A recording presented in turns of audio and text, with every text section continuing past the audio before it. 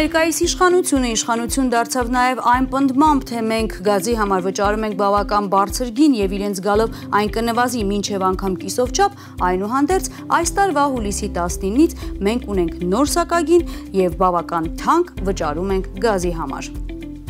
Հունվարի 1-ից գազի գինը թանկացավ $15-ով յուրաքանչյուր 1000 խորանարդ մետրի համար Հայաստանի Հանրապետության սահմանին։ Այսուհետև նախկին $150 փոխարեն մենք կվճարենք $165 յուրաքանչյուր 1000 խորանարդ մետր կապույտ վառելիքի համար։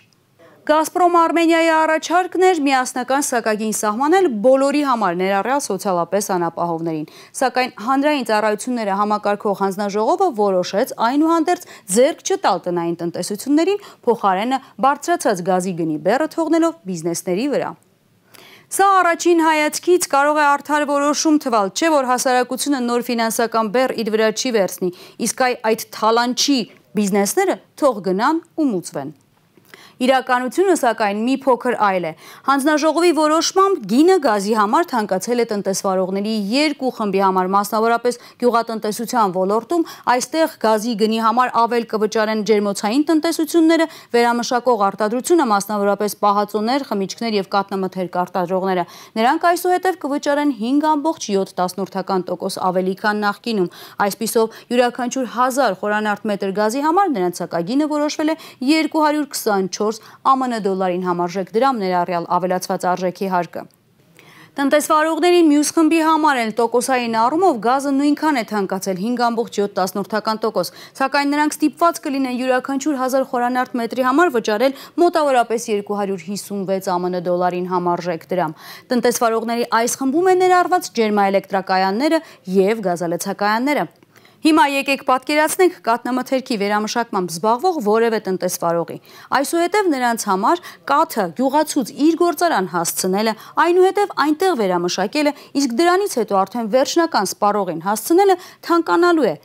Տնտեսագիտական հաշվարկները ցույց են տալիս, որ ինքնարժեքի բարձրացումը այնուհանդերձ վերջնական գնի վրա շատ ավելին է ազդում, քան բուն բարձրացումը ինքնարժեքում։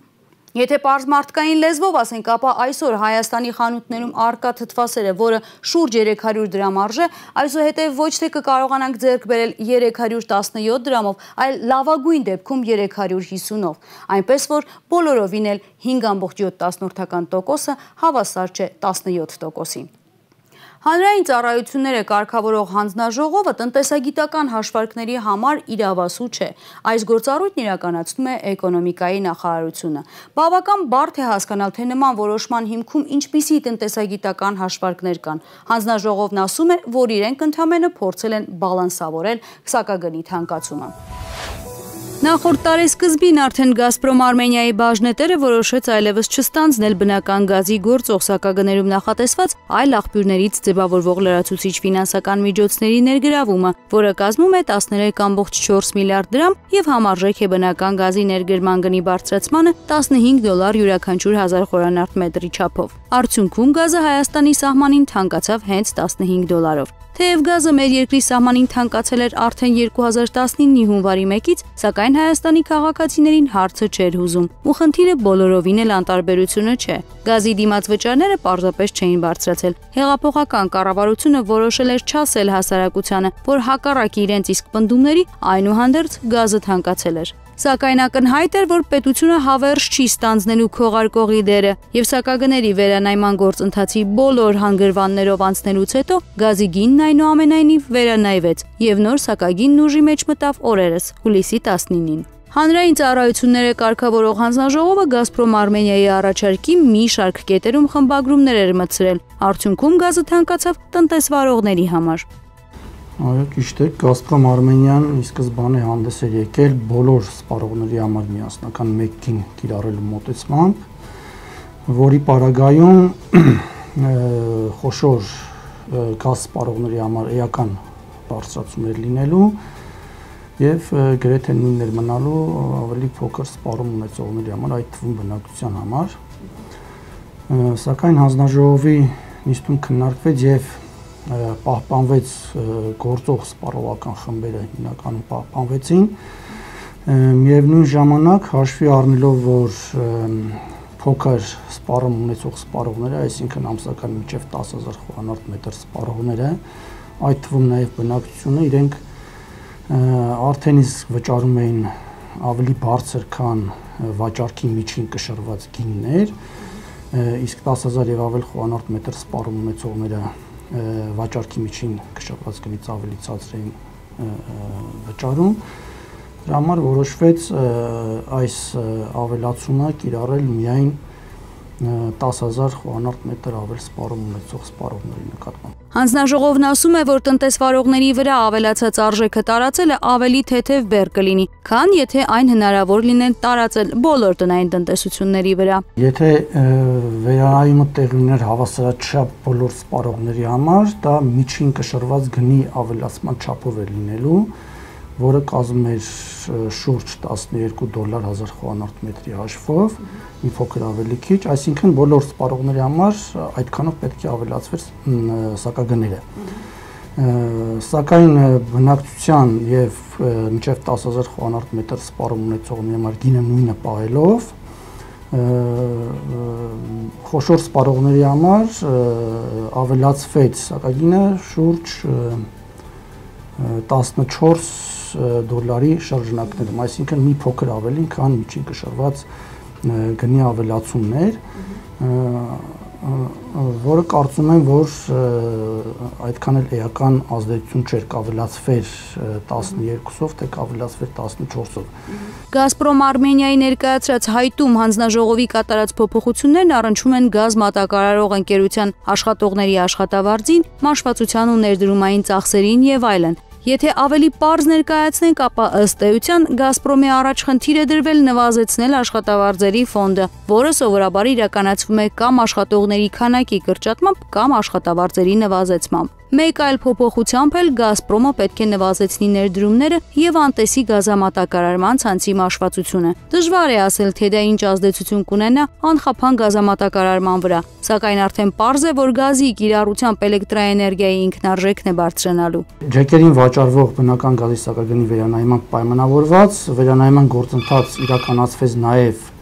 ջեկերից առաքվող էլեկտրական էներգիայի սակագների մասով, ինչպես նաև ատոմակայանից առաքվող էլեկտրական էներգիայի սակագների մասով։ Իհարկե գազի գնի ավելացումը բերեց ջեկերից առաքվող էլեկտրական էներգիայի սակագների բարձրացման, սակայն այդ ավելացումը տեղի ունեցավ ի հաշիվ ՀԱԵԿ-ի արտադրվող էլեկտրական էներգիայի սակագնի նվազման, որը պայմանավորված էր այն հանգամանքով, որ ատոմակայանում շահգործման ժամկետի երկարաձգման նպատակով ներգրավված վարկային միջոցների մարմնային սպասարկման գծով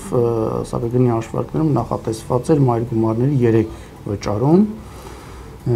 եւ այդ նվազեցումը տեղի ունեցավ այդ ծախսային հոդվածից, իհարկե պայմանով, որ հետագայում դա փոխհատուցվելու է ընկերության կայանից առաքվող էլեկտրական էներգիա հետագա սակագների վերանայման ժամանակ։ Հետագան երբ Սովորաբար վերանայումը էլեկտրաէներգետիկական համակարգի ընկերությունների ներկայումս իրականացվում է տարին մեկ անգամ եւ նոր գները ուժի մեջ են մտնում յուրաքանչյուր տարվա փետրվարի 1-ից նորից բոլոր արտադրող ընկերությունների եւ ծառայություն մատուցողների համար տեղի կունենա սակագների վերանայում, որի ժամանակ հաշվի կառնվեն բոլոր գործոնները եւ այդ գործոնների արդյունքում նոր բարձ կլինի, թե ինչ պատկեր կունենանք։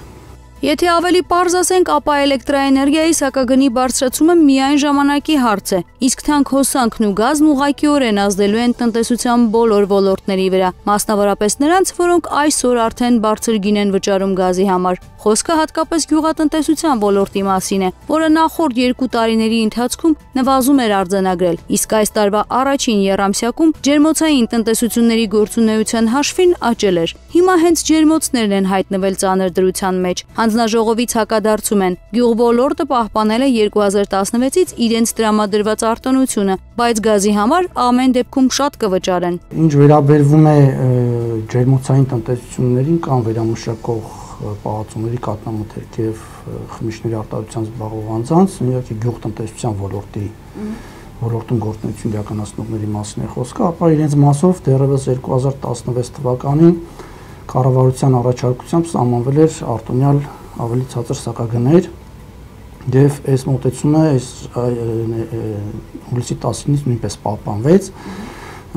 այսինքն իրենք շարունակելու են վճարել, իհարկե ավելացված մետսակագինը միջին կշռվածագինի չափով, բայց իրենք շարունակել են օգտվել արտոնյալ գնից, այսինքն վճարել են ավելի ցածր, քան մնացած բոլոր սպառողական խմբերն։ Պարզ է, որ գյուղմթերքի ու երթևեկության թանկացումն ուղղակիորեն ազդելու է հասարակության բոլոր խմբերի վրա։ Այստեղ միայն պարզ տնտեսագիտական հաշվարկ է պետք անել դա հասկանալու համար։ Կան արդյոք հաշվարկները։ Պարզ է արդյոք թե որքան է հասարակությունը վճարելու չբարձրացած գազի գնի դիմաց։ Հանձնաժողովի գործառույթների շրջանակում չէ, եւ այս տեսանկյունից հանձնաժողովը չի դիտարկում խնդիրը, այլ սակագների յուրաքանչյուր վերանայման ժամանակ խնդիրը հանձնաժողովի հավասարակշռված մոտեցումներ կիրառելն է, այսինքն ունենալ այնպիսի սակագին, որը կլինի հիմնավորված եւ անհրաժեշտ տվյալ տեսակի ծառայություն ստացման համար։ Իսկ տնտեսության վրա ինչ ազդեցություն կունենա, դա կարծում եմ այլ իրավասու մարմնի գործառույթների մեջ է։ Տնտեսությունն այսօր ոչ թե բալանսավորման, այլ հմուտ կառավարման կարիք ունի։ Մանավանդ ահագնացող տնտեսական ճգնաժամի պայմաններում անհրաժեշտ է հզորացնել տնտեսության գոնե որոշ ճյուղեր։ Ճյուղերի ընտրությունն էլ պետական կառավարման եւ ռազմավարության հարց է։ Մենք միայն կարող ենք խորհուրդ տալ հայացքն ուղղել այն ոլորտներին, որոնք ունեն անվտանգության բաղադրիչ, նաեւ ապահովում են բարձր արդյունավետություն։ Ճգնաժամային կառավարիչների փորձն է սա ապացուցում։ Իսկ քանի դեռ մեր երկրում տնտեսության կառավարման մեջ ճգնաժամային կառավարիչները ներգրավված չեն, եկեք թռիչքաձև զարգացման մասին նույնիսկ չերազենք։ Դժվար է պատկերացնել 21-րդ դարում տնտեսության որևէ ճյուղ, որը կարող է աճ ապահովել, երբ թանկանում են էներգակիրները։ Սա է պատճառը, որ ամբողջ աշխարհում մարդկությունն էժան էներգիայի փնտրտուքի մեջ է, իսկ պետությունների համար էներգակիրները բանակցությունների սեղանին հիմնական խաղաթուղթն են։ Պետք է սկզբից շեշտել, որ էներգետիկ բնագավառը ընդհանուր տնտեսության մյուս բոլոր ճյուղերի հետ բավական կոռելացված է։ Ըստ այդմ տնտեսվարողների համար գազի սակագնի փոփոխությունը ունենալու է ազդեցություն բոլոր տնտեսության ճյուղերի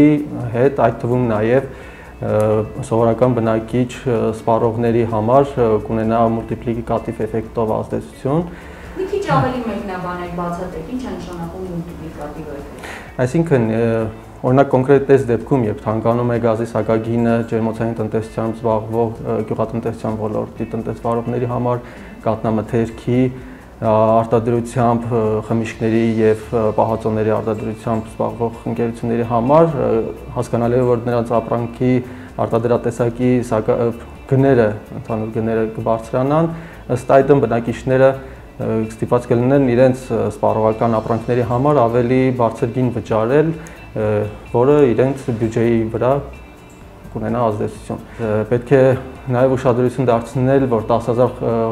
խորանարդ մետր գազի սպառում ունեցող, ամսական սպառում ունեցող ընկերությունների համար, այդ թվում ջերմաէլեկտրակայանների համար, երբ որ թանկանում է գազի սակագինը, պետք է ակնկալել, որ եթե ոչ այս տարի, ապա հաջորդ տարում մենք ունենալու ենք էլեկտրաէներգիայի սակագնի բարձրացման խնդիր, այն պատճառով, որ մեր երկրում էլեկտրաէներգիայի արտադրության ավելի քան 40% իրականացում է հենց ջերմաէլեկտրակայաններում, իսկ ջերմաէլեկտրակայանների կողմից արտադրված ամեն մի կիլովատ էլեկտրաէներգիայի մեջ ինքնարժեքի մեջ գազի գինը ունի 80%-ից ավել կշիռ։ Իմ սուբյեկտիվ կարծիքով, եթե ոչ այսօր, ապա վաղը մյուս տարի այդ խնդրի առաջ մենք կանգնելու ենք, որովհետև ինչպես նշեցի, արտադրած ամեն կիլովատ ժամի մեջ, եթե մենք ունենում ենք 80%-ի հատվածի համար 5-7% բարձրացում, այսինքն գազի գինը 5-7%-ով բարձրանում է, վաղ թե ուշ այդ խնդրի առաջ կանգնելու ենք, որովհետև գազի օգտագործմամբ մեր ջերմաէլեկտրակայանների արտադրության հոսանքի սակագնում ամեն լուման հաշվարկված է եւ այնպես չի, որ այնտեղ կար ավելցուկ եւ հնարավոր կլինի մեղմել, դա միայն հնարավոր կլինի անել ատոմակայանի գործունեության ընդլայնման հաշվին, ինչը անսահմանափակ չէ։ Մենք ունենք մի ատոմակայան, որը ունի ֆիքսված դրվածքային հզորություն, ըստ այդմ պետք է պետությունը մեթոդներ ձեռնարկի առաջացած խնդիրները մեղմելու համար։ Գազի գնի սակագնի փոփոխությունը մեր երկրում հանգեցնելու է մի շարք խնդիրների, մասնավորապես տնտեսության այն երկու ոլորտները, որոնք սկսելու են ավելի վճարել, քան նախկինում, գյուղատնտեսությունն ու 10,000 խորանարդ մետրից ավելի ամսական ծախս ունեցողները ուղղակիորեն ազդելու են սպառողական ապրանքների գների վրա։ Գյուղատնտեսությունը հենց սկզբից պետք է շեշտել, որ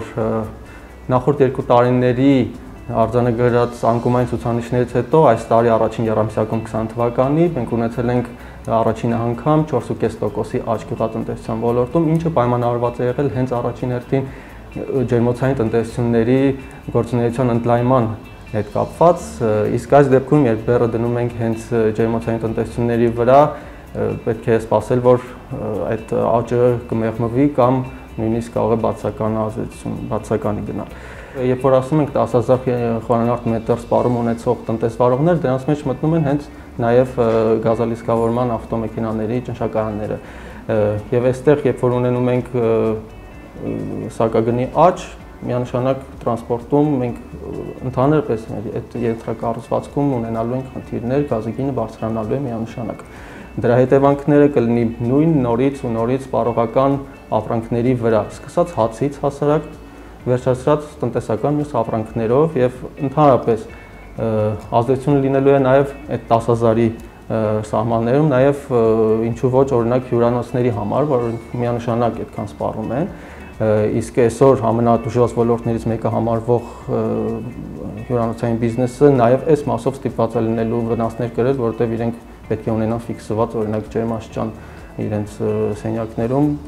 որը արժանելու ավելի թանկ։ Ու ստացվում է բեռը միայն տնտեսվարողի վրա դնելը ուղղակի հասարակության լայն խմբերի զայրույթը չառաջացնելու համար է արվում։ Դե մարդիկ սովորեն, որ ինչ որ ապրանքների գներ սովորաբար բարձրանում են։ Եվ հարց է առաջանում, չլինի թե նվազած բենզինի գինն այս անգամ էլ որպես ձեռքբերում է ներկայացվելու ծածկելու համար գազի գնի բարձրացումը գազալցակայաններում։ Մի խոսքով հասկանալի է, որ հասարակությունն ամեն դեպքում էլի խաբված է։ Խոստացված ցածր գնով գազի փոխարեն վճարելու է շատ ու տուժելու են տնտեսության բոլոր ճյուղերը։ Փորձագետ Հրանտ Մարգարյանն ասում է, որ ավելացած վճարը գազի համար տնտեսության ոլորտների կամ բոլոր սպառողների վրա դնելու որոշումը մոտեցման խնդիր է։ Եթե դիվերսիֆիկացման գնում էր ամբողջ սպառողների համար,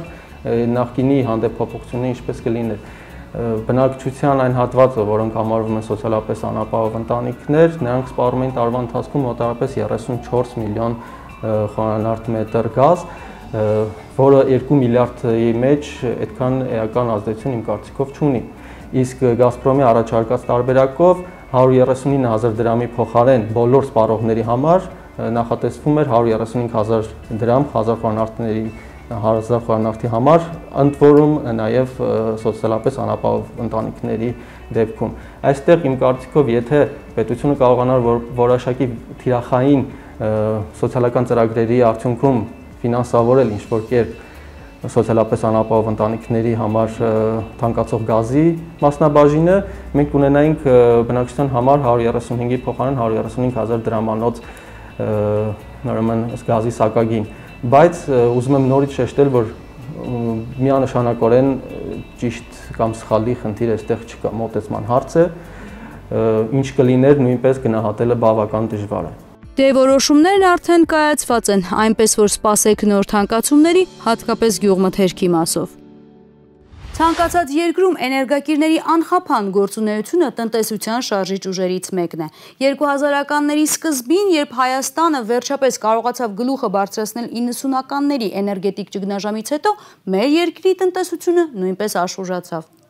Սա հատկապես կարևոր էր գյուղական համայնքներում, չէ որ դատարկված գյուղերում անհրաժեշտ էր ապահովել զբաղմունք եւ անել այնպես, որպեսզի գյուղատնտեսությամբ զբաղվելը դառնա եկամտաբեր։ Այդ տարիներին Հայաստանի Հանրապետությունում կապույտ վառելիքի արժեքը յուրաքանչյուր 1000 խորանարդ մետրի համար կազմում էր 50,000-ից 59,000 դրամ։ Ոչ մի կերպ չենք կարող համեմատել այսօր գործող սակագնի 139,000 դրամի հետ։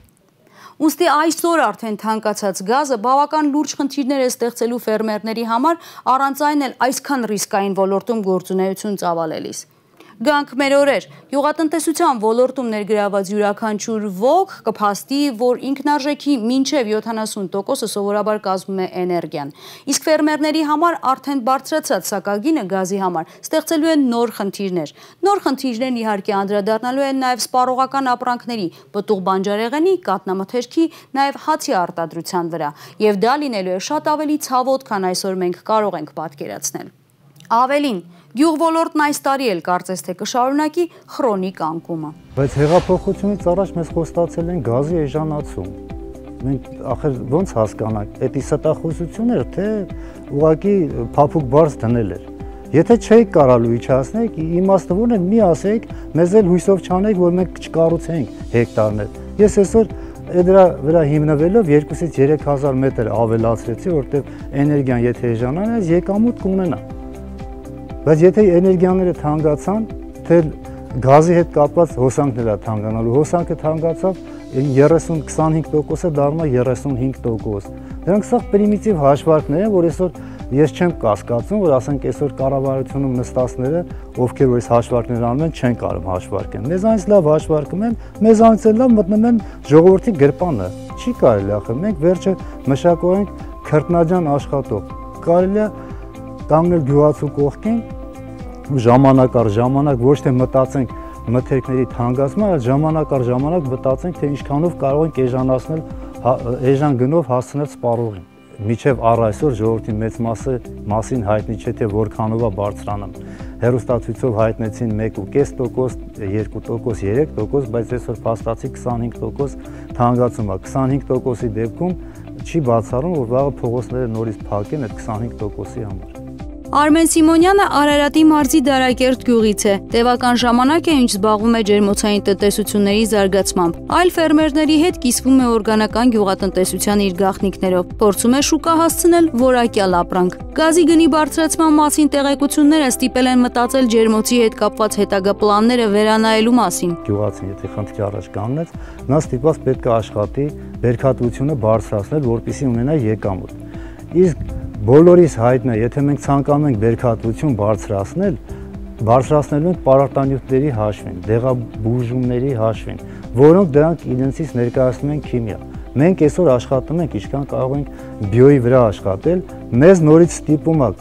կառավարությունը, իրանց որոշումները ստիպում են նրան, որ մենք դրանք այն քայլին օգտագործենք պարարտանյութերը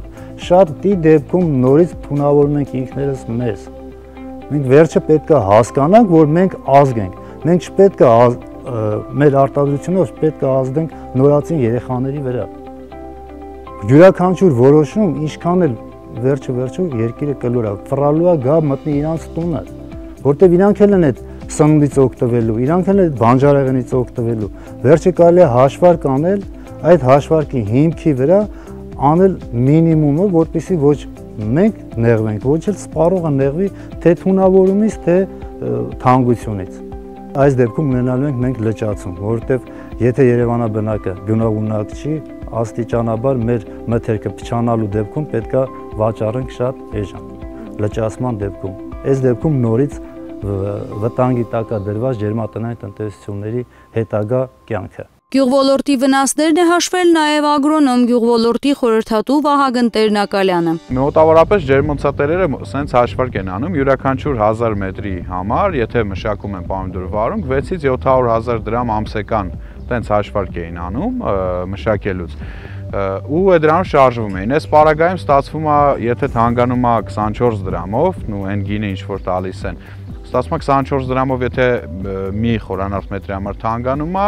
ստացվում է 500.000-ի փոխարեն կդառնա 700.000-ից ավել։ Դա ազդեց ինքնարժեքի վրա, հետևաբար ֆերմերը կամ գյուղացին պետք է ավելի թանկ վաճառի այդ պրոդուկցիան։ Եթե կարողացավ թանկ վաճառել, իրանից գնողը արդեն երկրորդային մշակումը կրկնակի կթանկանա։ Հետևաբար այն պնդումը, որ չի ազդելու գյուղատնտեսության վրա կամ գյուղմթերքի վրա, դա ուղղակի սուտ է։ Չի կարող չազդի մի բան, ինչը կախված է մշակության հետ։ Երկրորդ պրոդուկցիայի վրա ձեզ օրինակ բերեմ, օրինակ ելակը, որ ավելի ցածր բույս է, մեծամասամբ ֆերմերները միկրոկլիման փոխում են ավելի խորանարդը ցածրացնելով, այնտեղ հաշվարկը մի քիչ ավելի քիչ վառելիք է ծախսում, ու այնտեղ մեղմ է ջերմաստիճանը, 11 աստիճան է պետք պահել միջին ջերմաստիճանը, որպեսզի պրոդուկցիա ունենաս։ Բայց մեկը ինքը 24 դրամ գոնե 24 դրամ ավել վճարելու է։ Այսինքն եթե ելակը այս տարի ընդունենք 1000 դրամ էր գինը, առնվազն կլինի 1200 դրամ։ Հիմա այդ կնշանակի ֆրեշերը կթանկանան, պաղպաղակների վրա դա կազդի օրինակ կամ ուրաբաների վրա դա կազդի, չի կարող ինչ-որ բանի վրա չազդել այդ թանկացումը։ Ես հետևելով այս ամեն ինչին լուծում որպես այդպեսին հիմա արդեն ուշ է։ Պետք է հարմարվել այս գներին, չեմ կարծում, որ պետությունը պետք է սուբսիդավորի արդեն։ Մի տարի ժամանակ ունեին, կարող էին բանակցել, կարող էր էսենց չլիներ կամ գոնե ավելի խելամիտ բաշխում լիներ։ Տերնակալյանը պնդում է, որ ստեղծված իրավիճակում տուժելու են բոլորը, բայց հատկապես գյուղացին։ Գազի գնի բարձրացումը անդրադառնալու է բոլորի վրա, սկսած մշակողից մինչև վերջնական սպառողից, սովորական քաղաքացուց։ Գազի գինը երբ որ բարձրանում է, բնականաբար բարձրանում է պրոդուկցիայի գինը, այն ինչ մշակվում է ջերմոցային տնտեսությունում։ Եվ այն ինչ կարա մշակվի հետագայում ջերմոցային տնտեսությունից գնաց գործարանը, այսինքն երկրորդային վերամշակում, որ տեղի ունենա։ Հիմա եթե ապրանքի ինքնարժեքը բարձրացավ, երկու տարբերակ է լինելու, կամ շուկայում լճացում է լինելու, որտեղ թանկա ոչ մեկ չի առնել, այդ ժամանակ տուժելու է միայն ջերմոցատերը, կամ մենք առնելու ենք, ուղղակի ավելի թանկ ենք առնելու։ Հիմա ինչքան ես գիտեմ, այս վերջի թվերով թանկանում է մոտավորապես 22-ից մինչև 39%։ Այդ նշանակում է, որ պրոդուկցիան մինիմում թանկանալու է հենց այդքան։ Դա ակնհայտ է, որ բերելու է մեծ խնդիրների։ Իմ կարծիքով ավելի լավ էր թանկացումը բաշխել ամբողջ ժողովրդի վրա, քան կոտրել միայն արտադրողների վրա, որովհետև վերջին հաշվով մեկը դա կոտրվում է ամբողջ ժողովրդի վրա։ Եթե ենթադրենք բոլորի վրա թանկանար 5 դրամ, դա կլիներ ընդամենը 5 դրամ, բայց հիմա փաստացի ստացվում է, որ մենակ ջերմոց չի, էլի, ջերմոցն է, հետո գործարանն է, որ պետքա վերամշակի, տեխնիկաներ կան, որ գազով են աշխատում, դրանք բոլորը գումար են ու բոլորի վրա դա փաստացի անդրադառնում է։ Հենց նույն մեքենան, որ պետքա տեղափոխի շուկա, այդ մեքենան էլ հիմա մենք գիտենք, Հայաստան բոլոր մեքենաները համարյա գազով են։ Եթե դա թանկացել է նաև տրանսպորտիրովկեն։ Գյուղմթերքի գների շուրջ 40% թանկացման հարցով մտահոգվում է նաև ֆերմեր Սիմոնյանը։ Գյուղացին ձրի էլ կաշխատի, ասում է նա, ու հարց է տալիս՝ ի վերջո մի օր կվերջանա այս բացի թողի վիճակը ոլորտում։ Որպես ֆերմեր առաջին կոչս նախ կառավարությանն եմ դիմում, որպեսզի գյուղնախարարության հետ առընթեր, ոչ թե առընթեր աշխատի գյուղնախարարություն, այլ լինի գյուղնախարարությունը առանձին կառույց ու կապը գյուղացի եւ գյուղնախարարություն շատ սերտ լինի։ Մինչեւ առ այսօր մենք չունենք այդ կապը։ Եթե գյուղնախարարության կողմից չունենանք կապ գյուղացու հետ, այդ գյուղացին նախ թերի գիտելիքներով պետք է մշակի բույս։ Թերի գիտելիքներով մշակած բույսը շատ հնարավոր դաժե թունավոր լինի յուրաքանչյուրիս համար։ Այդ ոլորտը նորից բաց թողնված է։ Մենք այդ գյուղատնտեսության նախարարության արկայությունը գյուղացու համար, ներկայությունը պարտադիր է զուտների համար, որ այսօր կարողանանք հենց գազի գնի համար ինչ որ մեկի հետ մենք զրույց ունենանք, մենք ում հետ զրույց ունենանք։ Առհասարակ ես հող մշակեմ, թե քաղաքականությունով զբաղվեմ։ Շատ վտանգված է գյուղատնտեսությունը, չի կարելի այսպես բարձի թող վիճակում թողել, հետո ասել, այս ինչա, այս ինչից ինչ որ բանից թունավորվեց։ Իսկ դրա համար կարելի է կառավարել։ Ընդամենը գյուղատնտեսությունը պետք է կառավարել։ Գյուղացին աշխատասեր է, գյուղացին ամեն ժամանակ առանց եկամտի էլ կաշխատի, միայն զուտ նրա համար, որ սոված չմնանք։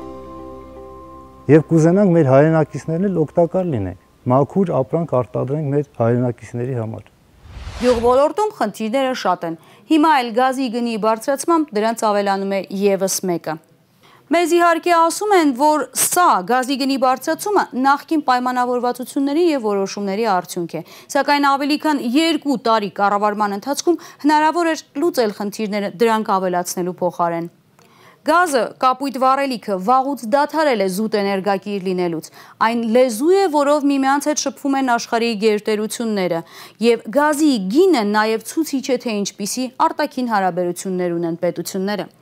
Որքան էլ մեզ ասեն, թե Ռուսաստանի հետ, որը մեզ միակ գազմատակարարող երկիրն է, մեր հարաբերությունները փայլուն են, միայն գազի գինը արդեն փաստում է բոլորովին հակառակը, նույնիսկ եթե հաշվի չառնենք որևէ այլ արտաքին հանգամանք։ Ու այսօր էլ մենք ունենք այն, ինչ ունենք, առաջիկայում էլ հաստատ ավելի լավ չի լինելու։ Գոնե միայն այն պատճառով, որ մենք ունենք գազի ավելի բարձր սակագին, իսկ Գազպրոմ Արմենիան արդեն հայտարարել է 1000 աշխատատեղի կրճատման վերաբերյալ։ Հայաստանի Հանրապետությունում նույնիսկ 1 աշխատողն է տնտեսական գործոն։ Նույնպիսի տնտեսական գործոն են փորձը, խելքը, պայմանավորվածությունները պահելու կարողությունը, բանակցելու հմտությունները, ինչպես նաև խոստումներ տալը եւ դրանք հետագայում կատարելը։ Թվում է, թե այս մարդկային հատկանիշներն ինչ կապ կարող են ունենալ տնտեսության հետ, սակայն դրանք տնտեսությունում կանոններ են թելադրում, որpիսի մեզ ոչ թե գովազ ցույց տան, ինչպես օրինակ հեռանկարում հավանական ցածր գազի գին, այլ իրական եւ տնտեսական շահ, սեփական գրպանի եւ պետության համար։ Կհանդիպենք շուտով։